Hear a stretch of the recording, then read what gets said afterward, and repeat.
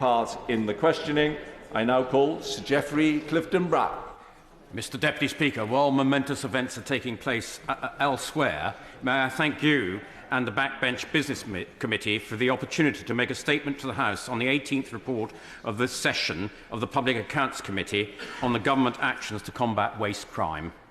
The PAC is an incredibly busy committee holding 2 major sessions a week, examining the value for money of government projects, programmes and delivery. Our inquiries come from the extremely insightful reports created by the National Audit Office, and following our PAC hearings, the committee produces a report with recommendations to the government, which constitutionally normally has 2 months to respond.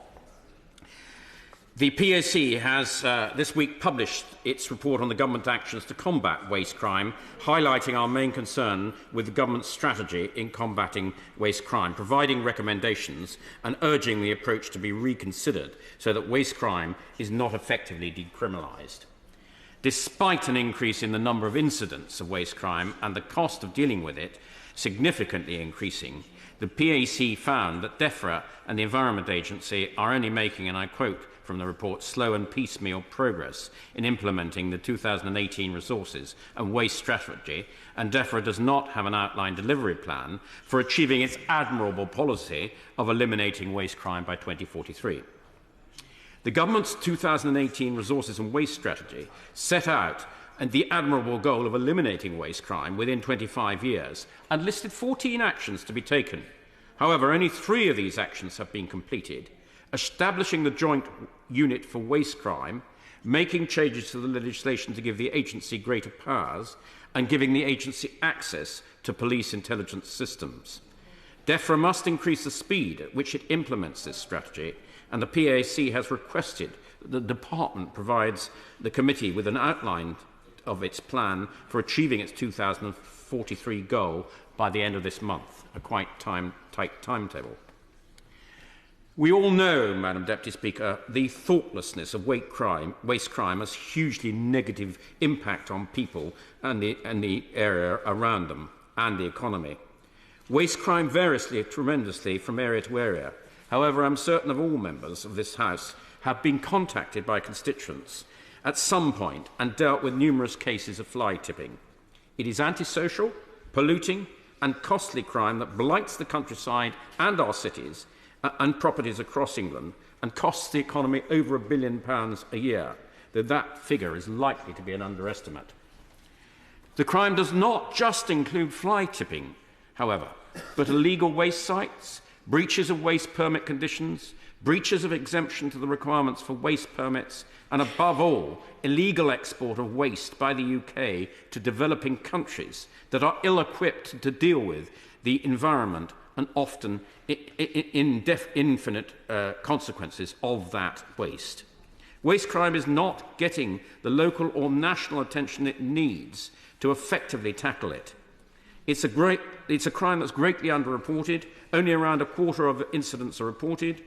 The government and agency statistics are just not accurately capturing the true scale and impact of this crime, with local authorities not providing consistent reports on fly tipping and relying on the public to report crime. The PAC asks that DEFRA and the Environment Agency explore the full range of digital solutions to solve the issue of data weaknesses, such as satellite and drone technology. The government's digital waste tracking system, including new IT systems, have been described as being at the core of the government strategy. However, it is still in development after 4 years. DEFRA's prototype is in the testing stages, and before it reaches the next stage of development, expected to be rolled out in 2024. This will be a big step forward in improving data and improving public reporting incidents, and swift and appropriate follow-up, hopefully being implemented. The project has ambitious aims, and DEFRA is confident it can deliver, having successfully carried out an IT system which was put in place when we left the EU.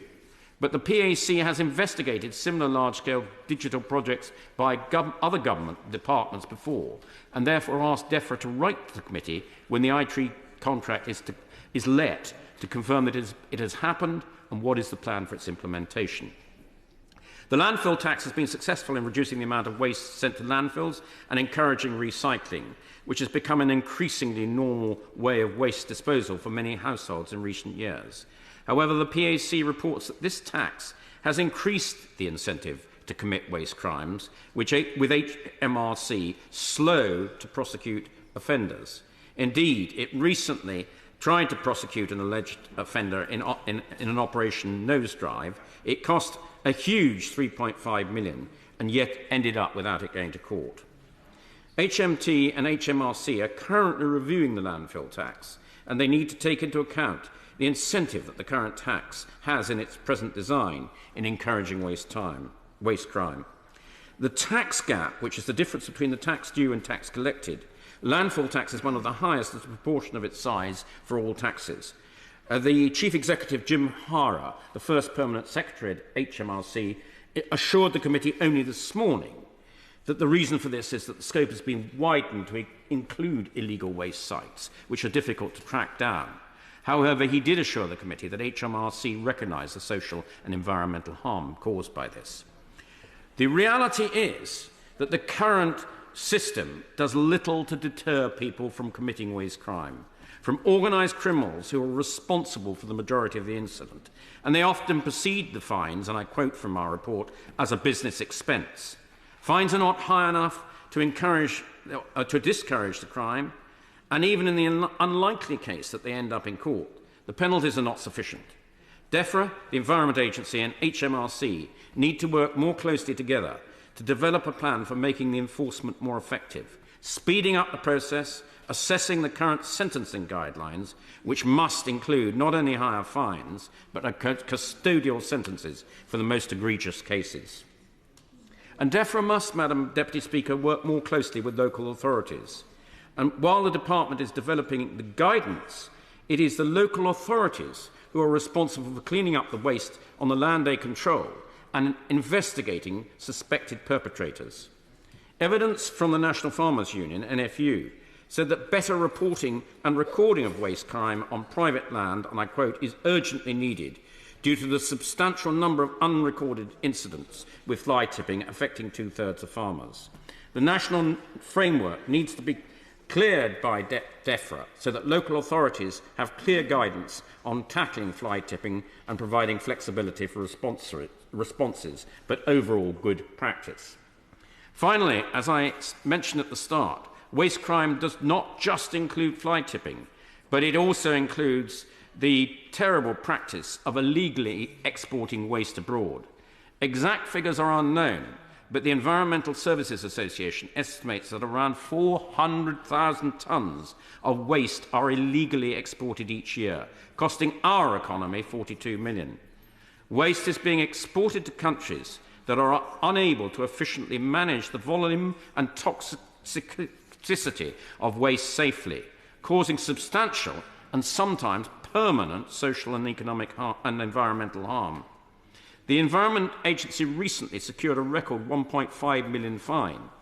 In this instance, a waste company was prevented from sending 16 25-tonne containers from being exported to India and Indonesia. However, a further 26 containers had already been illegally exported. So finally, in conclusion, Madam Deputy Speaker, just to go through the PAC recommendations. 1, for DEFRA to increase the impetus with which the resources and waste strategy is taken forward. By October 22, it should provide the committee with its outline plan for achieving the elimination of waste crime by 2043 and provide annual updates on progress in this plan. 2, DEFRA and the agency need to explore the full range of potential solutions to data weaknesses, including, for example, satellite technology, and ensure the successful delivery of existing initiatives to improve data. 3, DEFRA should work with HMT and HMRC to ensure the current review of landfill taxes takes into account incentives that the tax currently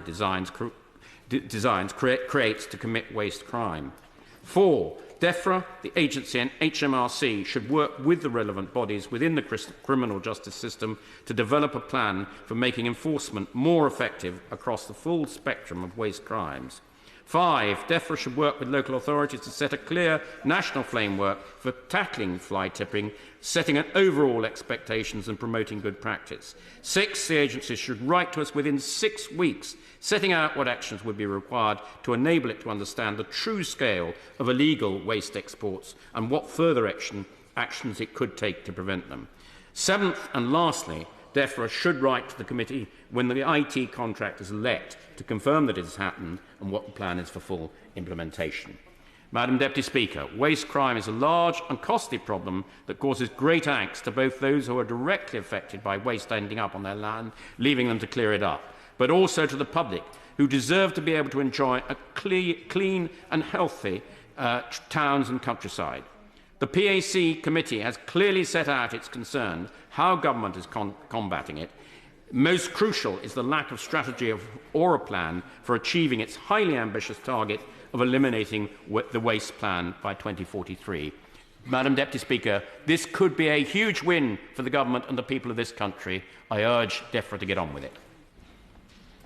Kevin Jones. Thank you, Madam Deputy Speaker. Can I first of all thank the honourable gentleman for his statement and also thank the committee for an excellent report. Can I also thank the National Audit Office for their inquiry into Operation Nosedive, which was instigated by myself and the Right Honourable Member for Halton Price and Howden. What is depressing about the report is these are things that both of us have been raising for the last 10 years and no one has been listening. The actions that are outlined I support, but this is not a victimless crime. Tax has been avoided, criminals have got away with these crimes, and communities have been blighted. Can I urge the honourable gentleman and his committee to make sure they keep their finger on this subject, because our experience, myself and the Right Honourable Member for Halton Price and Howden, is we've been at this for 10 years. The evidence is there, what's going wrong.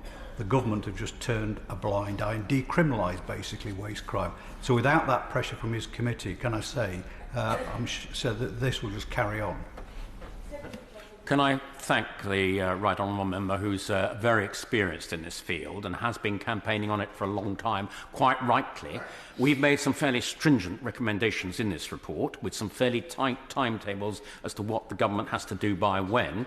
I can assure him that if we don't see satisfactory progress, we will call DEFRA back to examine why our recommendations have not been properly implemented. So that is part, as he knows, of the PAC system.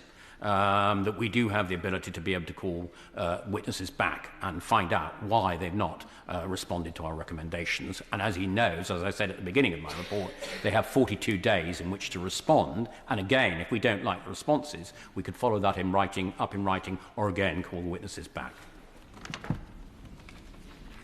I thank Sir Geoffrey Clifton-Brown